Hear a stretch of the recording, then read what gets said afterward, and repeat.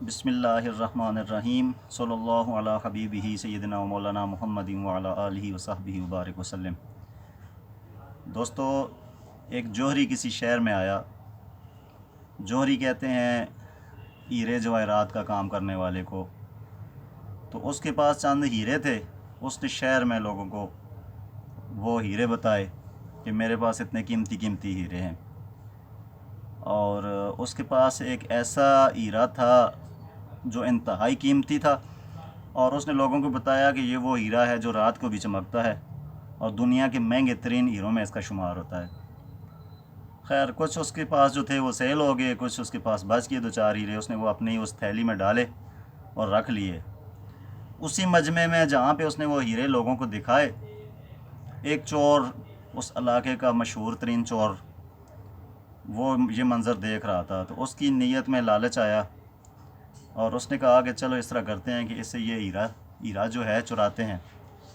تو اس نے اس جوہری سے پوچھا کہ جناب کس طرف سفر کرنے کا ارادہ ہے؟ اس نے کہا جی میں کولکتہ جاؤں گا۔ اس نے کہا عجیب اتفاق ہے کہ میں بھی کولکتہ جا رہا ہوں، چلیں بہت اچھا ہوگا کہ سفر ہمارا اکٹھا ہو جائے گا۔ جوہری بھی بڑا دنیا گھما ہوا تھا اور بڑا تیز اور چلاک تھا۔ اس نے کہا بالکل جناب، کیوں نہیں، ساتھ سفر کریں گے۔ لیکن وہ اس کی نیت بہام کیا کہ اس کی نیت میں کچھ فطور ہے۔ تو دونوں سفر کرنے لگے۔ رستے میں ایک جگہ پہ رات آئی، سونے کی تیاری کرنے لگے۔ چور کی نیت میں تھا کہ یہ رات کو سوئے گا تو میں اس کا یہ ہیرا چرا لوں گا۔ لیکن جب وہ رات کو سو گئے تو چور اٹھ کے اس کے سارا جتنا سامان تھا جوہری کا، اس کے کپڑوں کی تلاشی لی، اس کے سامان کی تلاشی لی، اس کے بستر کی تلاشی لی، کوئی چیز نہیں چھوڑی، لیکن اس کو ہیرا نہ ملا۔ تو بڑا حیران پریشان ہوا، خاموش ہو گیا۔ صبح ہوئی تو جب جوہری سے پوچھتا ہے جناب آپ کے پاس وہ بڑا قیمتی ہیرا تھا، وہ کہاں پہ ہے؟ جوہری نے کہا جی بالکل میرے پاس ہی ہے۔ جوہری نے جیب سے نکالا، دکھایا یہ میرے پاس ہے۔ اس نے کہا بڑی اچھا، ماشاءاللہ۔ دوسرا دن گزرا، رات ہوئی تو پھر اسی طرح جوہری سو گیا اور چور اٹھ کے وہ ہیرے کو ڈھونڈتا رہا۔ اس کے سارے کپڑے کھنگال مارے، اس کے سامان کو کھنگال مارا، اس کے بستر کو سارے کو، کچھ بھی نہ ملا۔ تیسرا دن پھر آیا اور پھر اسی طرح چور جو ہے وہ ڈھونڈتا رہا، اس کو ہیرا نہ ملا۔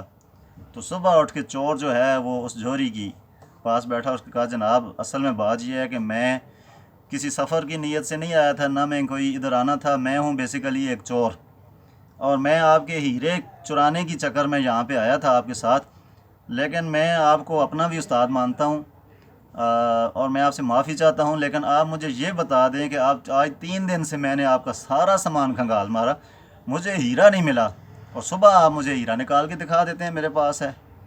تو آپ مجھے بس اتنا بتا دیں، میں یہیں سے واپس چلا جاؤں گا کہ یہ آپ اس ہیرے کو چھپاتے کہاں تھے؟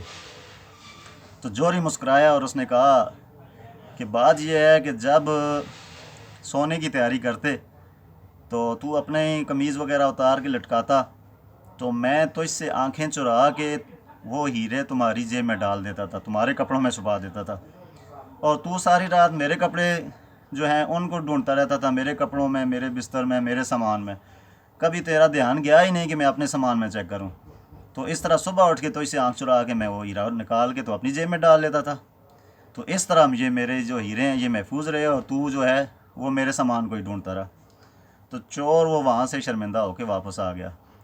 تو بات کرنے کا مقصد یہ ہے کہ بعض دفعہ ہیرا اپنی جیب میں، اپنے اندر ہوتا ہے، لیکن ہم دوسروں کے کپڑے تلاش کرتے رہتے ہیں، دوسروں کی جیب میں، دوسروں میں جھانکنے کی کوشش کرتے ہیں، لیکن دوستو اصل میں ہیرے جو ہوتے ہیں انسان کے اپنے اندر ہوتے ہیں۔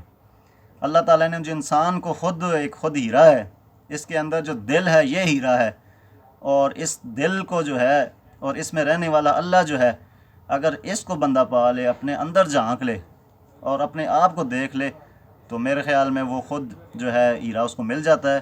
ہیرا کبھی دوسروں سے نہیں ملتا بلکہ اپنے اندر سے ملتا ہے۔